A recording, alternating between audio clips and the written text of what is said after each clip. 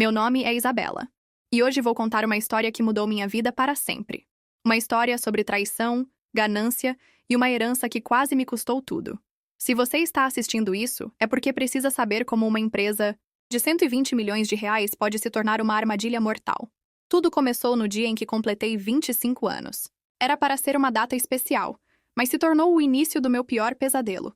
Meus pais haviam morrido em um acidente de carro há 3 anos, e eu vivia uma vida simples, trabalhando como professora, sem imaginar que eles tinham me deixado um império empresarial. Se você quer descobrir como essa história termina, se inscreva no canal agora, porque o que vem pela frente vai te deixar de queixo caído. Naquele dia, recebi uma ligação do advogado da família. Dr. Mendes me pediu para ir ao escritório dele urgentemente. Quando cheguei, ele estava nervoso, olhando constantemente para a porta como se esperasse alguém entrar a qualquer momento. Isabela, ele disse, preciso te contar algo sobre a herança dos seus pais. Algo que deveria ter te contado há muito tempo. Ele me entregou uma pasta amarelada. Dentro havia documentos que mudaram tudo. Meus pais eram donos da construtora Almeida, uma das maiores empresas do país, avaliada em mais de 120 milhões de reais. E segundo o testamento, tudo isso era meu. Mas havia um problema. Um problema. Grande chamado Ricardo, meu padrasto. Ele assumiu a empresa após a morte dos seus pais. Dr. Mendes explicou, alegando que você era menor de idade e incapaz de administrar. Mas agora que você completou 25 anos, foi quando a porta se abriu violentamente. Ricardo entrou no escritório com 2 homens de terno, o rosto vermelho de raiva. Isabela, ele disse com uma voz que eu nunca tinha ouvido antes. Parece que descobriu algo que não deveria saber. O advogado se levantou, tremendo. Ricardo, isso é irregular. A menina tem direito de saber sobre sua herança. Direito? Ricardo riu de forma sinistra. Dr. Mendes, acho que você não entendeu a situação. Essa empresa é minha agora. E se alguém tentar tirar isso de mim... Ele não terminou a frase, mas o olhar que me direcionou disse tudo. Naquele momento, percebi que o homem que eu chamava de padrasto há anos, que consolou minha mãe após a morte do meu pai, que me criou como filha, era na verdade... Mas o que descobri sobre ele depois foi muito pior do que eu jamais poderia imaginar. Naquele escritório, com Ricardo me encarando de forma ameaçadora, senti meu mundo desabar. O homem que eu conhecia como um padrasto carinhoso havia se transformado em algo completamente diferente. Seus olhos tinham uma frieza que me fez perceber que eu nunca realmente o conheci. Dr. Mendes, Ricardo disse, ainda mantendo aquele tom. Perigoso. Acho melhor explicar para a Isabela como as coisas realmente funcionam. O advogado estava visivelmente nervoso. Suas mãos tremiam enquanto organizava os papéis na mesa. Ricardo, legalmente a empresa pertence a Isabela. O testamento é claro. O testamento? Ricardo riu alto. Dr. Mendes, você está esquecendo de alguns detalhes importantes, como o fato de que Isabela estava sob minha tutela quando seus pais morreram, como o fato de que eu investi meu próprio dinheiro para salvar a empresa da falência, como o fato de que... Ele se aproximou da mesa e bateu o punho com força. Como o fato de que eu tenho documentos que provam que a empresa estava sendo transferida para mim antes do acidente. Meu coração disparou. Que documentos? Meus pais nunca mencionaram nada sobre vender a empresa para você. Ah, minha querida. Enteada. Ricardo sorriu, mas era um sorriso cruel. Há muitas coisas que seus pais não te contaram. Eles estavam passando por dificuldades financeiras. A empresa estava quase falindo. Eu ofereci ajuda, e em troca eles concordaram em me transferir. A propriedade. Dr. Mendes se levantou bruscamente. Isso é mentira! Eu era o advogado da família. Eu saberia de qualquer transferência. Você saberia? Ricardo tirou uma pasta do bolso interno do paletó. Então, explique estes documentos. Contratos assinados pelos pais da Isabela, reconhecidos em cartório, transferindo 80% das ações da empresa para mim. Peguei os papéis com mãos trêmulas. As assinaturas pareciam reais, os carimbos oficiais estavam lá, tudo parecia legítimo. Mas algo estava errado, muito errado. Isso não faz sentido, murmurei. Meu pai sempre disse que a empresa estava indo bem. Ele falava sobre expansão, novos contratos. Seu pai era um sonhador, Isabela. E sonhadores não são bons administradores. Ricardo se aproximou de mim. Mas não se preocupe. Eu cuidei de tudo. A empresa agora vale muito mais do que quando seus pais eram vivos. Você deveria me agradecer. Agradecer? A raiva começou a ferver dentro de mim. Agradecer por você roubar minha herança? Roubar é uma palavra muito forte. Ele se virou para os 2 homens que o acompanhavam. Marcos, Pedro, acho que nossa conversa aqui terminou. Dr. Mendes, espero que tenha ficado claro que qualquer tentativa de contestar a propriedade da empresa será problemática. Dr. Mendes engoliu em seco. Ricardo, isso é intimidação. Posso denunciar? Pode denunciar o quê? Um empresário bem-sucedido visitando seu advogado? Dois sócios discutindo. Negócios? Ricardo riu novamente. Dr. Mendes, você está vendo coisas onde não existem. Levantei-me da cadeira, ainda segurando os documentos. Eu vou contestar isso. Vou provar que esses papéis são falsos. Falsos? Ricardo fingiu surpresa. Isabela, esses documentos foram reconhecidos pelo próprio cartório onde seus pais sempre faziam seus negócios. O mesmo cartório onde eles registraram seu nascimento, onde fizeram o testamento. Você realmente acha que eles falsificariam documentos? A dúvida começou a me corroer. E se fosse verdade? E se meus pais realmente estivessem passando por dificuldades e eu nunca soube? E se eles realmente tivessem vendido a empresa? Mas mesmo assim, insisti. Segundo o testamento, eu tenho direito a alguma coisa. Claro que tem. Ricardo sorriu novamente. Você tem direito aos 20% restantes, que convenientemente rendem cerca de 50 mil reais por mês. Uma quantia generosa para uma professora, não acha? 50 mil reais por mês era muito dinheiro, mais do que eu ganhava em um ano inteiro. Mas algo dentro de mim gritava que aquilo estava errado, que meus pais jamais fariam isso sem me contar. Eu preciso de tempo para pensar, disse finalmente. Claro, claro. Tempo é importante. Ricardo se dirigiu à porta. Mas Isabela, uma palavra de conselho. Às vezes é melhor aceitar o que a vida nos oferece do que lutar contra moinhos de vento. Seus pais não gostariam de ver você se machucando por causa de mal-entendidos. A forma como ele disse mal-entendidos me deu arrepios. Havia uma ameaça implícita naquelas palavras. Depois que ele saiu, Dr. Mendes se aproximou de mim. Isabela, há algo que preciso te contar. Algo que descobri recentemente sobre o acidente dos seus pais. Mas antes que ele pudesse continuar, ouvimos um barulho alto na recepção. Gritos. Algo quebrando. Dr. Mendes correu até a porta e a trancou rapidamente. Meu Deus! Ele sussurrou. Eles voltaram. O barulho na recepção aumentou. Passos pesados. Vozes alteradas. O som de gavetas sendo abertas violentamente. Dr. Mendes estava pálido, encostado na porta trancada, respirando com dificuldade. O que está acontecendo? Sussurrei, tentando manter a calma. Eles estão procurando algo. Ele respondeu baixinho. Isabela, preciso te contar sobre o acidente dos seus pais antes que seja tarde demais. Meu coração disparou. O que você quer dizer com antes que seja tarde demais? Dr. Mendes foi até o cofre atrás de sua mesa e digitou uma senha com mãos trêmulas. De dentro, tirou uma pasta vermelha que parecia muito antiga. Há 3 anos, quando seus pais morreram, eu achei que tinha sido realmente um acidente. Pista molhada, carro derrapou, bateu na árvore. Mas algumas semanas atrás, recebi uma ligação anônima. Alguém me disse para investigar os freios do carro. Senti o sangue gelar nas veias. Os freios? Consegui acesso ao relatório da perícia através de um contato na polícia. Isabela, os freios foram sabotados. Alguém cortou o cabo de forma que eles falhassem justamente na descida da serra, onde seus pais sempre passavam para ir ao sítio. As pernas me faltaram. Caí na cadeira, tentando processar o que estava ouvindo. Você está dizendo que meus pais foram assassinados? Estou dizendo que há evidências de que não foi um acidente. Ele abriu a pasta e me mostrou fotos do carro destroçado. E há mais. Descobri que Ricardo fez um seguro de vida muito alto para seus pais apenas 2 meses antes do acidente. 5 milhões de reais cada um. Mas ele não era beneficiário do seguro. Não diretamente. Mas sua mãe havia feito um testamento particular, diferente do oficial, deixando tudo para Ricardo em caso de morte. Um testamento que só foi descoberto após o funeral. O barulho lá fora parou subitamente. O silêncio era ainda mais aterrorizante que os ruídos. Dr. Mendes. Uma voz familiar ecoou do lado de fora. Sabemos que vocês estão aí dentro. Abram a porta. Era Ricardo, mas sua voz estava diferente, mais fria, mais controlada. Não vamos abrir! Dr. Mendes gritou de volta. Chamei a polícia! Uma risada sinistra veio do corredor. A polícia? Dr. Mendes, acho que você não entendeu ainda como as coisas funcionam nesta cidade. Tenho amigos em lugares muito importantes. Dr. Mendes se virou para mim desesperado. Isabela, há uma saída de emergência no meu banheiro. Uma escada que leva ao estacionamento do prédio ao lado. Você precisa sair daqui agora. E você? Eu vou ficar e tentar ganhar tempo. Pegue esta pasta. Há cópias de todos os documentos importantes. E Isabela?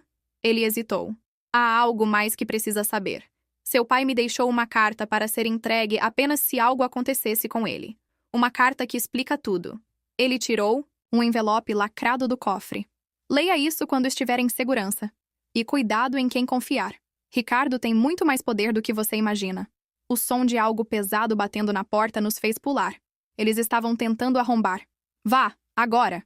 Dr. Mendes me empurrou em direção ao banheiro. Corri para essa pequena janela que ele indicou. Do lado de fora podia ver uma escada de incêndio que levava ao prédio vizinho.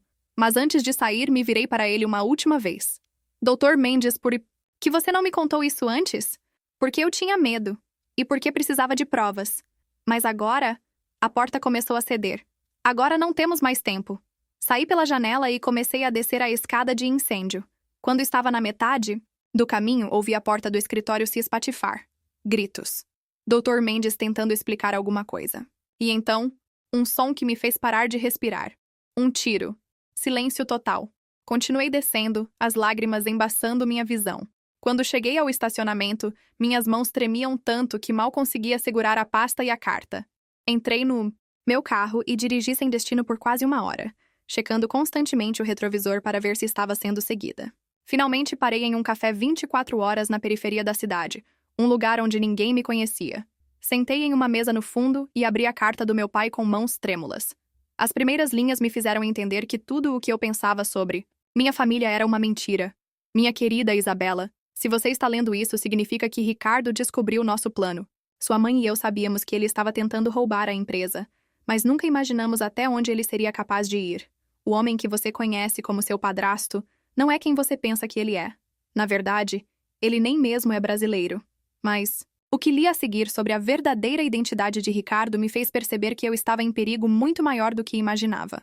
Continuei lendo a carta do meu pai, e cada palavra parecia mais surreal que a anterior. Minhas mãos tremiam tanto que precisei apoiar o papel na mesa do café para conseguir enxergar direito. Ricardo Almeida não é seu nome verdadeiro. Ele se chama Viktor Petrov. É russo. E tem ligações com organizações criminosas internacionais. Descobrimos isso quando contratamos um investigador particular para verificar seu passado, depois que notamos irregularidades nas contas da empresa. Parei de ler por um momento, tentando processar a informação. O homem que havia me criado, que me levava à escola, que me consolava quando eu tinha pesadelos, era um criminoso internacional. Ele se aproximou da sua mãe de forma calculada, Isabela. Sabia sobre nossa empresa, sobre nosso patrimônio. Tudo foi planejado desde o início. Quando descobrimos a verdade, era tarde demais. Ele já tinha acesso a muitos dos nossos documentos e contas bancárias. Continuei lendo, e a cada linha minha realidade se despedaçava mais. Criamos um plano para expô-lo. Fingimos que íamos transferir a empresa para ele, mas na verdade estávamos coletando evidências de suas atividades criminosas. Os documentos que ele tem são falsos, criados por nós para fazê-lo se sentir seguro enquanto reuníamos provas. Se algo acontecer conosco, procure Carlos Mendoza na oficina mecânica da Rua das Flores, 847. Ele tem tudo o que você precisa para provar a verdade. Meu celular vibrou. Uma mensagem de um número desconhecido. Sabemos onde você está, Isabela. Volte para casa e esqueça o que descobriu. Ou você terá o mesmo destino que Dr. Mendes. Meu sangue gelou. Olhei ao redor do café, mas não vi ninguém suspeito. Mesmo assim, sabia que precisava sair dali imediatamente. Paguei o café rapidamente e voltei ao carro. A Rua das Flores ficava do outro lado da cidade, em um bairro industrial que eu conhecia pouco. Durante o trajeto, mudei de rota várias vezes, sempre atenta ao retrovisor. A oficina mecânica era pequena e parecia abandonada. Eram quase 10 da noite, mas havia luz acesa nos fundos. Estacionei na rua ao lado e caminhei cautelosamente até a entrada. Carlos Mendoza? Chamei baixinho. Um homem de cerca de 50 anos apareceu, limpando as mãos em um pano sujo de graxa. Ele me olhou desconfiado até que mostrei a carta do meu pai. Isabela? Seus olhos se arregalaram. Meu Deus, você cresceu tanto. Eu era amigo do seu pai desde a adolescência. Ele disse que você tem evidências sobre Ricardo, ou Victor. Carlos olhou nervosamente para a rua. Entre, rápido. Não é seguro falar aqui fora. Ele me levou para um escritório pequeno nos fundos da oficina. As paredes estavam cobertas de fotos antigas, e reconheci meu pai em várias delas. Seu pai me procurou há 4 anos, preocupado com o comportamento de Ricardo. Pediu para eu investigar discretamente. Carlos abriu um armário e tirou uma caixa de sapatos. O que descobri foi aterrorizante. Dentro da caixa havia fotos, documentos, recortes de jornal. Carlos espalhou tudo na mesa. Viktor Petrov é procurado pela Interpol por lavagem de dinheiro e assassinato. Ele usa empresas legítimas para limpar dinheiro de organizações criminosas russas. Ele me mostrou uma foto de Ricardo, mas com cabelo diferente e sem barba. Esta foto foi tirada em Moscou, há 5 anos. Mas como ele conseguiu documentos brasileiros falsos? Ele tem uma rede muito sofisticada, falsifica identidades, compra funcionários públicos, suborna policiais. Sua empresa era perfeita para os planos dele, grande, respeitada, com movimentação, financeira alta. Carlos me mostrou extratos bancários que meu pai havia conseguido. Olhe estes depósitos. Milhões de dólares entrando em contas da empresa, vindos de bancos offshore. Seu pai descobriu que Ricardo estava usando a construtora para lavar dinheiro. E por isso eles foram mortos. Exato. Quando Viktor percebeu que seus pais sabiam a verdade, ele não teve escolha. Precisava eliminar a ameaça e assumir o controle total da empresa. Meu celular tocou. Era um número que eu conhecia, da empresa. Alô? Isabela, querida. A voz de Ricardo era doce, quase paternal. Onde você está? Estou preocupado. Soube que houve um incidente no escritório do Dr. Mendes hoje. Que tipo de incidente? Tentei manter a voz firme. Um assalto, aparentemente. Muito triste. Dr. Mendes está no hospital em estado grave. Você deveria vir para casa. Não é seguro andar sozinha pela cidade à noite. Carlos fez sinal para eu desligar, mas eu precisava de mais informações. Ricardo, sobre aqueles documentos que você me mostrou hoje? Ah, sim. Espero que tenha entendido a situação. Às vezes, a realidade é diferente do que imaginamos, não é? É verdade que meu pai estava passando por dificuldades financeiras? Houve uma pausa longa. Isabela, seu pai era um homem complicado. Tinha muitos negócios paralelos, coisas que uma filha não deveria saber. Que tipo de negócios? Venha para casa e conversamos pessoalmente. Há muitas coisas sobre sua família que você ainda não sabe. A ligação foi cortada. Carlos me olhou com expressão grave. Ele está tentando te atrair de volta. Isabela, você não pode voltar para casa. Não é seguro. Mas eu preciso de mais evidências. Preciso provar que ele matou meus pais. Eu tenho algo que pode ajudar. Carlos foi até outro armário e tirou um pendrive. Seu pai instalou câmeras escondidas na casa. Tudo o que aconteceu nas últimas semanas antes do acidente está gravado aqui. Peguei o pendrive com mãos trêmulas. O que tem nessas gravações? A confissão completa de Viktor. Ele não sabia que estava sendo filmado quando contou para um comparsa sobre como planejou o assassinato dos seus pais. Mas quando Carlos estava me entregando o pendrive, ouvimos o som de carros parando na frente da oficina. Muitos carros. Eles nos encontraram, Carlos sussurrou, apagando rapidamente as luzes do escritório. Pela janela, pudemos ver homens armados, cercando o prédio. E no meio deles, a figura familiar de Ricardo, que agora eu sabia ser Viktor Petrov. Há uma saída pelos fundos? Perguntei desesperada. Ah, mas eles provavelmente já cercaram o prédio inteiro. Carlos pegou uma arma de uma gaveta. Isabela, aconteça o que acontecer, você precisa sair daqui com essas evidências. Foi quando ouvimos a voz de Ricardo amplificada por um megafone. Isabela, sei que está aí dentro. Venha até aqui e ninguém se machucará. Você tem 5 minutos. Carlos me olhou nos olhos. Existe uma terceira opção. Algo que seu pai me pediu para fazer apenas em último caso. O quê? Ligar para um número que ele me deu. Um contato na Polícia Federal que está investigando Viktor há anos. Mas quando Carlos pegou o telefone para fazer a ligação, descobrimos algo que mudou tudo. A linha estava cortada, e pela janela pudemos ver que não eram apenas os homens de Viktor que estavam lá fora. Havia também carros da polícia. E eles não estavam lá para nos ajudar. Ver os carros da polícia ao lado dos homens de Viktor foi como receber um soco no estômago. Carlos estava certo. Ricardo tinha contatos em lugares importantes. Meu Deus! Carlos sussurrou. Eles compraram até a polícia. Pela janela, pudemos ver um policial conversando amigavelmente com Ricardo, como se fossem velhos conhecidos. Minha última esperança de ajuda oficial acabava de desaparecer. Carlos, existe alguma outra saída? Há um túnel que conecta com o esgoto da cidade. Seu pai me ajudou a construir anos atrás, quando tivemos problemas com fiscalização. Ele apontou para uma tampa de metal no chão. Mas é perigoso, e você vai sair a quase 2 quilômetros daqui. É melhor que morrer aqui. Carlos abriu a tampa, revelando uma escada que descia para a escuridão. O cheiro era horrível, mas era nossa única chance. Leve isso. Ele me entregou. Uma lanterna pequena e uma arma. E Isabela, quando sair do túnel, vá direto para o aeroporto. Há um voo para São Paulo às 6 da manhã. Tenho um amigo lá que pode te ajudar. E você? Vou tentar ganhar tempo. Fazer com que pensem que você escapou por outro lugar. Comecei a descer a escada quando ouvimos a porta da frente sendo arrombada. Vozes gritando, passos pesados se aproximando. Isabela, a voz de Ricardo, ecoou pela oficina. Sei que está aqui. Vamos conversar como uma família. Carlos fechou a tampa sobre minha cabeça bem quando as luzes do escritório se acenderam. Ouvi vozes abafadas. Carlos tentando convencê-los de que eu havia fugido pelos fundos. O túnel era estreito e escuro. A água suja chegava até meus tornozelos. E o cheiro era quase insuportável. Cada passo ecoava. E eu tinha medo de que pudessem me ouvir lá em cima. Depois de 20 minutos caminhando, ouvi um som que me fez parar. Tiros. Vários tiros vindos da direção da oficina. Lágrimas desceram pelo meu rosto, mas continuei andando. Não podia deixar que o sacrifício dele fosse em vão. Finalmente vi uma luz no fim do túnel. Saí em um bueiro no meio de um bairro residencial. Eram quase 2 da manhã, as ruas estavam desertas. Meu carro estava na oficina, então precisava encontrar outro meio de transporte. Caminhei até uma avenida principal e consegui parar um táxi. Aeroporto, por favor. É urgente. Durante o trajeto, liguei meu celular para verificar se havia mensagens. Tinha dezenas de chamadas perdidas de Ricardo e uma mensagem de texto que me fez tremer. Carlos não quis cooperar. Espero que você seja mais inteligente. Tenho algo que vai te interessar. Sua mãe não morreu no acidente, Isabela. Ela está viva e está comigo.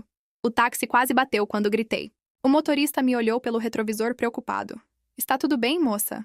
Sim, sim. Continue dirigindo. Mas nada estava bem. Se minha mãe estava viva, tudo mudava. Não podia fugir e deixá-la nas mãos de Victor. Mas também não podia voltar e cair em uma armadilha. Quando chegamos ao aeroporto, paguei o táxi e fiquei parada na calçada, segurando o celular. Precisava tomar uma decisão que poderia custar minha vida. Ligar de volta para Ricardo ou seguir com o plano de fuga? Foi quando recebi outra mensagem, desta vez com uma foto anexada. Era minha mãe, mais velha, mais magra, mas definitivamente viva. Ela segurava um jornal de hoje e embaixo da foto, uma mensagem. Você tem até o amanhecer para voltar. Ou ela morre de verdade desta vez. Caminhei lentamente em direção a Victor, mantendo as mãos visíveis. O agente refém estava claramente ferido, com sangue escorrendo de um corte na testa, mas ainda consciente. Pare aí! Victor gritou quando eu estava a cerca de 10 metros. Não chegue mais perto. O que você quer, Victor? Você já perdeu. Toda a polícia do país está te procurando. O que eu quero? Ele riu amargamente. Eu quero que você saiba a verdade antes de morrer. A verdade sobre quem realmente é sua família. Que verdade? Victor empurrou o agente para o chão e manteve a arma apontada para ele. Seu pai não era o homem honesto que você pensava, Isabela. Ele também estava envolvido em negócios sujos. Como você acha que ele conseguiu construir um império de 120 milhões? Você está mentindo. Estou? Então me explique como um simples engenheiro conseguiu comprar terrenos por toda a cidade há 20 anos, quando ainda eram baratos, e depois vendeu exatamente quando o governo anunciou obras de infraestrutura. Coincidência? Senti um frio no estômago. O que você está insinuando? Seu pai tinha informações privilegiadas, Isabela. Ele subornava funcionários públicos para saber onde seriam construídas estradas, pontes, hospitais. Comprava os terrenos antes e depois vendia por 10 vezes o preço. Isso não justifica você ter matado ele. Eu não o matei por causa dos negócios! Victor gritou, perdendo a compostura pela primeira vez. Eu o matei porque descobri que ele era meu irmão. O mundo parou. O quê? Seu pai era Victor Petrov Jr. Eu sou Victor Petrov Sr. Nosso pai era um oligarca russo que fugiu para o Brasil nos anos 80. Seu pai mudou de nome, criou uma nova identidade, mas eu sempre soube onde ele estava. Minhas pernas faltaram. Sentei no chão, tentando processar a informação. Você está dizendo que meu pai era seu irmão? Que vocês são da mesma família? Éramos. Até ele me trair. Victor se aproximou alguns passos. Nosso pai deixou uma herança de 50 milhões de dólares escondidos em contas na Suíça. Seu pai era o único que sabia os códigos de acesso. Quando o procurei, ele fingiu que não sabia de nada. Talvez ele realmente não soubesse. Ele sabia. E se recusou a dividir comigo. Disse que havia construído uma vida nova, uma família, e que não queria mais nada com o passado. Victor cuspiu no chão. Então eu decidi tomar tudo dele. A empresa, a família, a vida. E minha mãe? Ela sabia disso? Sua mãe descobriu a verdade pouco antes do acidente. Por isso a mantive viva. Ela sabia onde seu pai escondeu os códigos das contas suíças. De repente, tudo fez sentido. A forma como Victor havia se aproximado da nossa família, como conhecia detalhes íntimos sobre nossos negócios, como conseguiu falsificar documentos tão facilmente. Onde estão esses códigos agora? Perguntei. Essa é a questão, minha querida. Sobrinha. Victor sorriu cruelmente. Sua mãe me disse que seu pai deixou os códigos com você, que estão escondidos em algum lugar que só você saberia encontrar. Eu não sei de código nenhum. Não? Então me explique isso. Victor tirou uma foto do bolso. Era uma imagem da minha certidão de nascimento, mas havia números escritos à mão na margem. Encontrei isso no cofre do seu pai. Estes números não são aleatórios, Isabela. Olhei para a foto e reconheci a caligrafia do meu pai.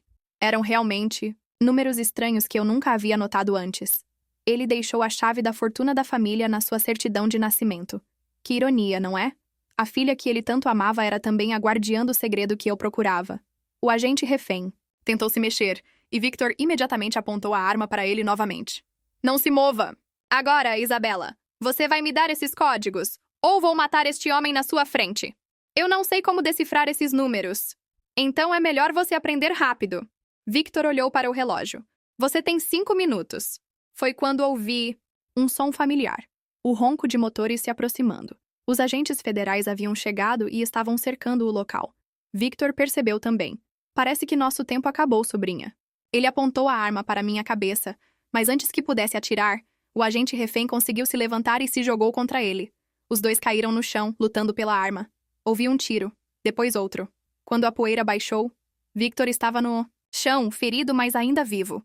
O agente federal havia levado um tiro no braço, mas estava consciente. Isabela! O agente Silva correu até mim. Você está bem? Estou. Mas Victor disse algo sobre códigos. Sobre uma herança. Victor, mesmo ferido, ainda tentava falar. Os códigos. Isabela, você precisa encontrar. Mas suas palavras foram interrompidas quando uma ambulância chegou e os paramédicos começaram a atendê-lo. Enquanto Victor era levado para o hospital sob custódia policial, olhei novamente para a foto da minha certidão de nascimento. Os números realmente pareciam estranhos. E se Victor estivesse certo? E se meu pai realmente tivesse deixado algo escondido para mim?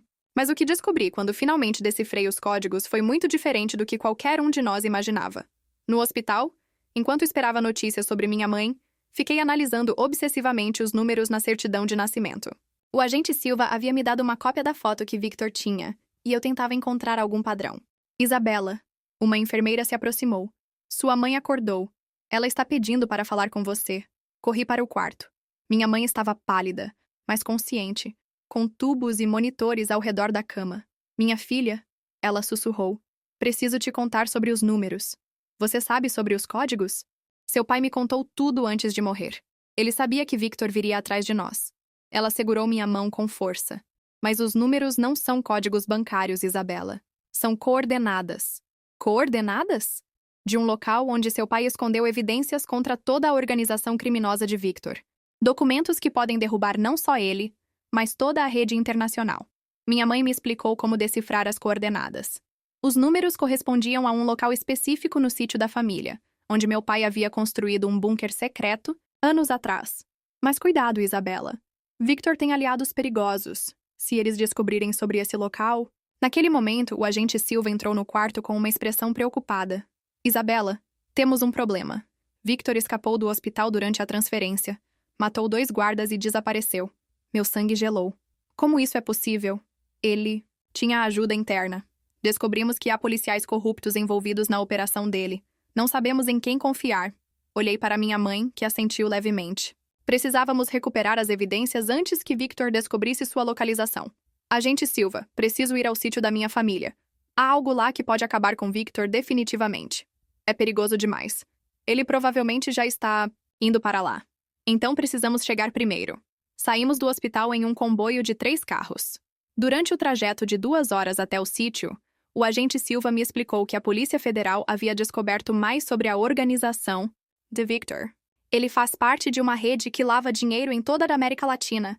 Bilhões de dólares passam por empresas como a sua todos os anos. Se conseguirmos as evidências que seu pai escondeu, podemos desmantelar toda a operação. Quando chegamos ao sítio, tudo estava silencioso demais. A casa principal estava vazia, mas havia sinais de que alguém estivera lá recentemente. Usando as coordenadas da certidão, encontramos o local exato, embaixo de uma árvore centenária nos fundos da propriedade. Cavamos cerca de 1 metro até encontrar uma caixa de metal enterrada. Dentro havia pendrives, documentos, fotos e gravações. Era um arquivo completo das atividades criminosas de Victor e seus associados. Meu Deus! O agente Silva sussurrou. Folheando os papéis, isso aqui é suficiente para prender centenas de pessoas. Mas nossa celebração foi interrompida pelo som de helicópteros se aproximando. Não eram da polícia. Corram! Gritou Silva, guardando rapidamente os documentos. Homens armados desceram dos helicópteros e começaram a atirar. Corremos em direção aos carros, mas eles já haviam sido cercados. Por aqui! Gritei, lembrando de uma trilha que levava à cachoeira nos fundos da propriedade. Corremos pela mata fechada, ouvindo os gritos dos homens de Victor atrás de nós. Balas ricocheteavam nas árvores ao nosso redor. Chegamos à cachoeira, mas era um beco sem saída. A queda tinha mais de 20 metros e não havia como descer. Entregue os documentos, Isabela. A voz de Victor ecoou pela floresta. Você não tem para onde fugir. O agente Silva me olhou nos olhos. Isabela, você precisa pular. O quê? Você está louco? A água é funda. Você vai sobreviver, mas eu vou ficar e tentar detê-los. Não vou te deixar aqui. Alguém precisa levar essas evidências para a Polícia Federal. Se morrermos aqui, Victor ganha. Victor e seus homens apareceram na clareira, armas apontadas para nós. Que reunião tocante. Victor sorriu. Mas acabou a brincadeira. Me deem os documentos agora. Nunca, respondi, segurando a mochila com as evidências. Então vocês vão morrer aqui mesmo. Foi quando o agente Silva fez algo inesperado. Ele se jogou contra Victor, gritando para eu pular. Sem pensar 2 vezes, pulei da cachoeira, segurando a mochila contra o peito. A queda pareceu durar uma eternidade. Quando bati na água, o impacto quase me fez desmaiar, mas consegui nadar até a margem ainda com a mochila intacta. Lá de cima, ouvi tiros e gritos. Depois, silêncio. Caminhei pela mata por horas até encontrar uma estrada. Um caminhoneiro me deu carona até a cidade mais próxima, onde liguei para a Polícia Federal. Mas quando finalmente entreguei as evidências e contei tudo o que havia acontecido, descobri algo que mudou completamente minha percepção sobre toda essa história. O agente Silva não era quem eu pensava que ele era. Depois de tudo o que vivi, cheguei à delegacia da Polícia Federal exausta, suja e com a mochila cheia de provas apertada contra o peito. Fui recebida por uma equipe de agentes, mas algo no clima do lugar me deixou inquieta. Não vi o agente Silva, nem ninguém que eu reconhecesse da operação anterior. Fui levada a uma sala de reuniões, onde um delegado de expressão séria me aguardava. Isabela, sabemos pelo rádio o que aconteceu no sítio. Você está segura agora. Pode nos entregar as evidências? Entreguei a mochila, mas antes de sair, perguntei. E o agente Silva? Ele ficou para trás, lutando contra Victor e seus homens. Vocês têm notícias dele? O delegado hesitou. Isabela, precisamos conversar sobre isso. O agente Silva não faz parte da nossa equipe. Não existe nenhum Silva lotado na força-tarefa contra Victor Petrov. Meu coração disparou. Como assim? Ele estava comigo o tempo todo. Ele me deu o microfone, organizou o resgate da minha mãe, me trouxe até aqui. Sabemos. Recebemos relatos de uma pessoa se passando por agente federal, mas até agora não conseguimos identificar quem era. Acreditamos que ele pode estar infiltrado. Há meses, talvez anos. Senti um frio na espinha. Quem era Silvas, afinal? Um aliado de Victor? Um agente duplo? Ou alguém com interesses próprios? O delegado continuou. Vamos analisar as provas imediatamente. Se tudo o que você trouxe for verdadeiro, teremos o maior caso de corrupção e lavagem de dinheiro da história do país. Mas precisamos de você sob proteção. Victor ainda está foragido, e agora sabemos que ele tem aliados dentro da própria polícia. Fui levada para um hotel sob escolta, mas não consegui dormir. Passei a noite revendo tudo na minha cabeça. A fuga pelo túnel, o salto da cachoeira, a revelação dos códigos, o sumiço de Silva. E, acima de tudo, a incerteza sobre quem realmente estava do meu lado. Na manhã seguinte, fui chamada para depor oficialmente. Passei horas contando cada detalhe, cada ameaça, cada pista. Os investigadores cruzaram as informações com os documentos do bunker e começaram a prender pessoas ligadas à rede de Victor em várias cidades. Mas enquanto isso, recebi uma mensagem anônima no celular. Você achou que podia confiar em alguém? O jogo ainda não acabou, Isabela. O medo voltou com força total. Liguei para o delegado, que reforçou minha escolta. Mas naquela noite, enquanto jantava no quarto do hotel, ouvi um barulho estranho na porta. Alguém tentava arrombá-la. Corri para o banheiro e travei a porta, ligando para a polícia. Ouvi passos pesados, móveis sendo arrastados, vozes abafadas. Meu coração batia tão forte que pensei que fosse desmaiar. De repente, a porta do banheiro foi aberta com um chute. E, para meu espanto, quem entrou não foi Victor, nem um policial corrupto, mas o próprio agente Silva. Isabela, precisamos sair daqui agora. Eles estão vindo atrás de você. O delegado não é quem você pensa. Como assim? Você mentiu para mim esse tempo todo. Eu fiz o que era necessário para te proteger. Se você quiser sobreviver, venha comigo agora. Antes que eu pudesse reagir, tiros ecoaram pelo corredor do hotel. Silva me puxou pela janela do banheiro e descemos por uma escada de emergência até a rua. Entramos em um carro preto sem placas e saímos em alta velocidade. Silva dirigia como um profissional, desviando de carros e entrando em ruas escuras. Quem é você, afinal? Gritei, sentindo a adrenalina tomar conta. Eu era agente da Interpol, infiltrado na rede de Victor há 5 anos. Quando percebi que a Polícia Federal estava comprometida, precisei agir sozinho. Você era minha única chance de destruir Victor de dentro para fora. Mas por que não me contou a verdade? Porque qualquer informação vazada poderia te matar. E matar sua mãe. Agora precisamos terminar o que começamos. Victor está escondido, mas ele vai tentar fugir do país nas próximas horas. Só você pode atraí-lo para uma armadilha. Como? Ele ainda acredita que você tem acesso ao dinheiro da família Petrov. Se você marcar um encontro dizendo que está pronta para negociar, ele vai aparecer. E dessa vez, estaremos preparados. Respirei fundo. Era minha última chance de acabar com Victor e recuperar minha vida. Mas ao mesmo tempo sabia que estava entrando na parte mais perigosa de toda essa história. No dia seguinte, liguei para Victor usando um número seguro.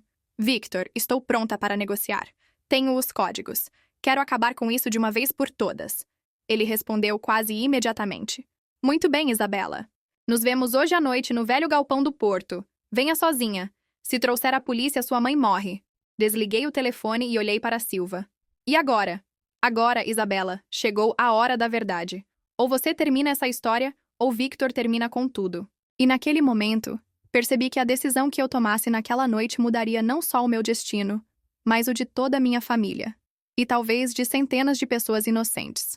O relógio marcava 23h45 quando saí do carro e caminhei sozinha, em direção ao galpão escuro do porto, com Victor me esperando nas sombras, pronto para o confronto final. O galpão do porto estava mergulhado na escuridão.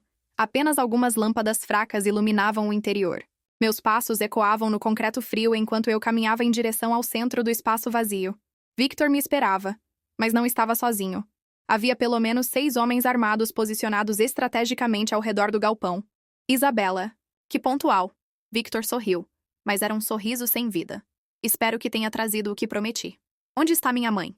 Perguntei, tentando manter a voz firme. Segura. Por enquanto. Ele fez um sinal, e um de seus homens trouxe um laptop. Agora, os códigos das contas suíças. Quero ver o dinheiro sendo transferido.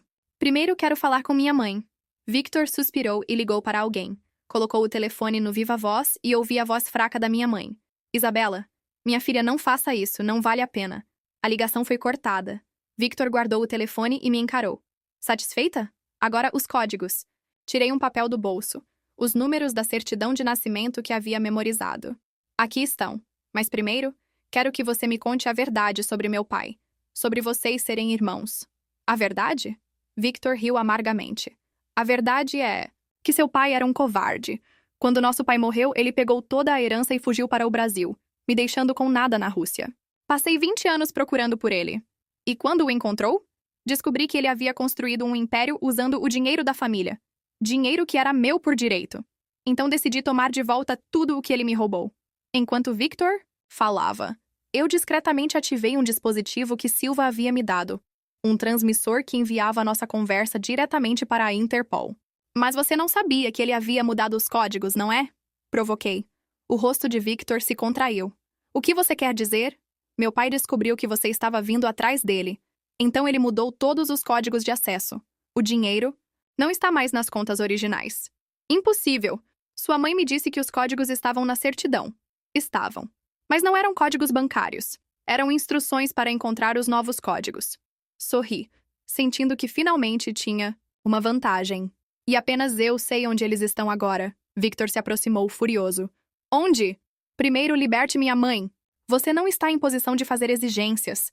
Ele puxou uma arma e apontou para minha cabeça. Me diga onde estão os códigos verdadeiros, ou mato você aqui mesmo. Foi quando ouvi o som que estava esperando. Helicópteros se aproximando. Muitos helicópteros. Victor olhou para cima, percebendo que havia caído em uma armadilha. Você me traiu. Assim como você traiu minha família.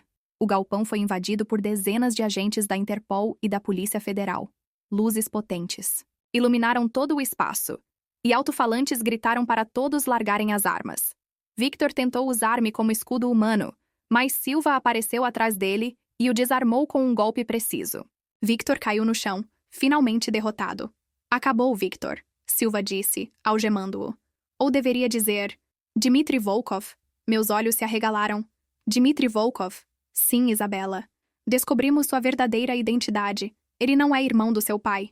Na verdade, Dmitry Volkov matou o verdadeiro Viktor Petrov há 10 anos e assumiu sua identidade para ter acesso às contas da família. Senti o mundo girar. Então, meu pai... Seu pai era realmente Viktor Petrov Jr., filho de um oligarca. Russo. Mas ele era inocente. Fugiu da Rússia para escapar de pessoas como Dmitry, que queriam roubar a herança da família. Dmitry, ainda no chão, riu com amargura. Vocês acham que ganharam? Eu tenho aliados em todo o mundo. Vão me soltar em questão de semanas. Não desta vez. Silva mostrou um pendrive. Temos gravações de todas as suas confissões. Além disso, as evidências que Isabela encontrou já levaram à prisão de mais de 200 pessoas da sua rede. Seu império criminoso acabou.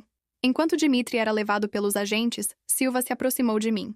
Isabela, há uma última coisa que preciso te contar. O quê? Sua mãe está segura.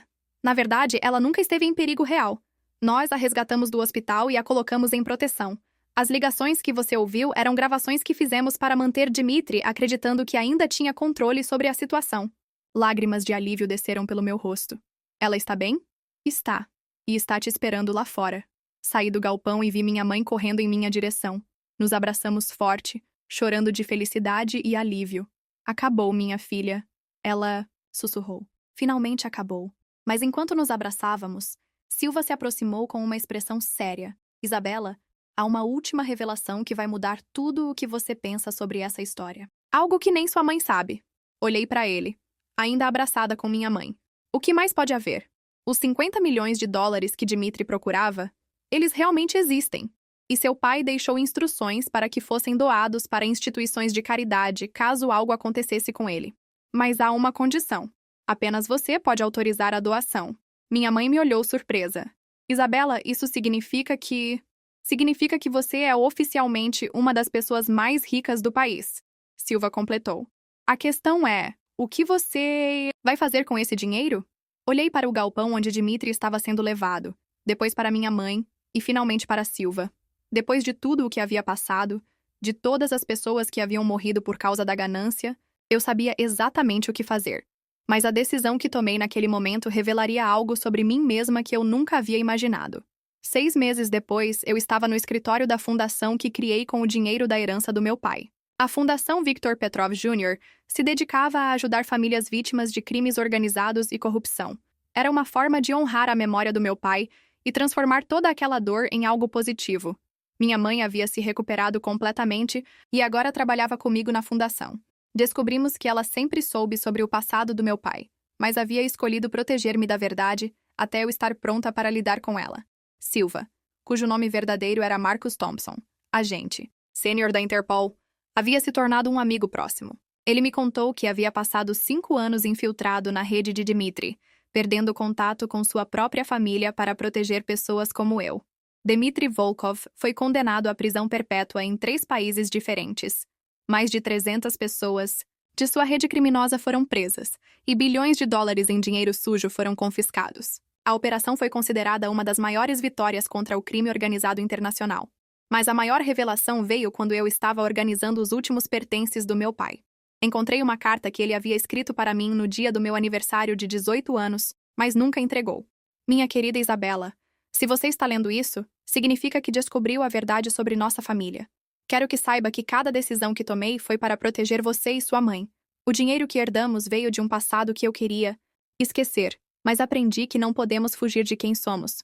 Podemos apenas escolher o que fazer com o que recebemos. A carta continuava. Você tem uma força que eu nunca tive. Uma capacidade de ver o bem nas pessoas, mesmo quando elas te decepcionam. Se algo acontecer comigo, confie nessa força. Use-a para construir algo melhor do que eu consegui. Lágrimas desceram pelo meu rosto enquanto eu lia. Meu pai havia previsto tudo isso. Ele sabia que um dia eu teria que enfrentar nosso passado e escolher meu próprio caminho.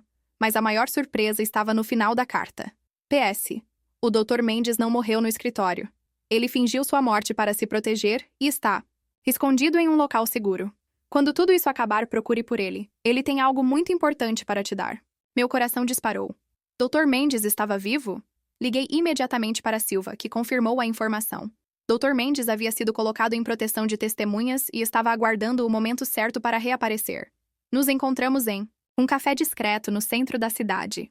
Ele estava diferente, mais magro, com cabelo grisalho, mas era definitivamente ele. Isabela, minha querida. Ele me abraçou forte. Sinto muito por ter mentido sobre minha morte, mas era a única forma de manter você segura. O que você tem para me dar? Dr. Mendes sorriu e tirou um envelope do bolso. Seu pai me pediu para entregar isso apenas quando você completasse 26 anos. Ele disse que seria quando você estaria verdadeiramente pronta. Abriu o envelope com mãos trêmulas. Dentro havia um documento que mudou tudo novamente. Uma certidão de adoção. Isabela, Dr. Mendes explicou suavemente. Você não é filha biológica de Victor Petrov Jr. Ele e sua mãe te adotaram quando você tinha 2 anos. Seus pais biológicos morreram em um acidente, e Victor decidiu te criar como sua própria filha. O mundo parou. Então eu não sou uma Petrov? Biologicamente não. Mas isso não muda nada sobre o amor que seus pais tinham por você, ou sobre quem você se tornou.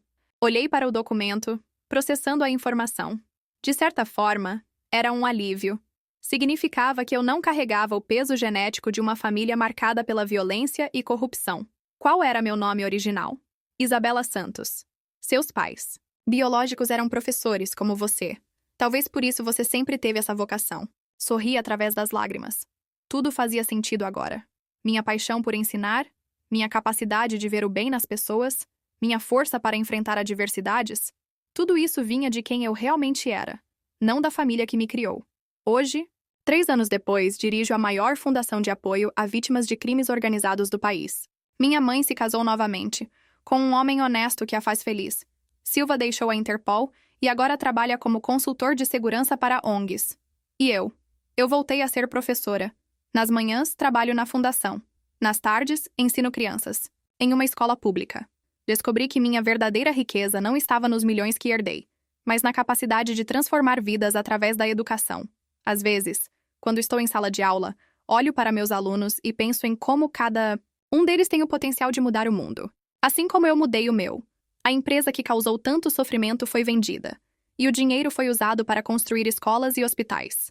O nome Petrov foi apagado de todos os documentos, mas a memória do homem que me criou com amor permanece, viva em cada vida que conseguimos tocar. E quando as crianças me perguntam sobre minha história, eu sempre digo a mesma coisa. Não importa de onde você vem ou que segredos sua família esconde. O que importa é quem você escolhe ser e o que você faz com as oportunidades que a vida te dá.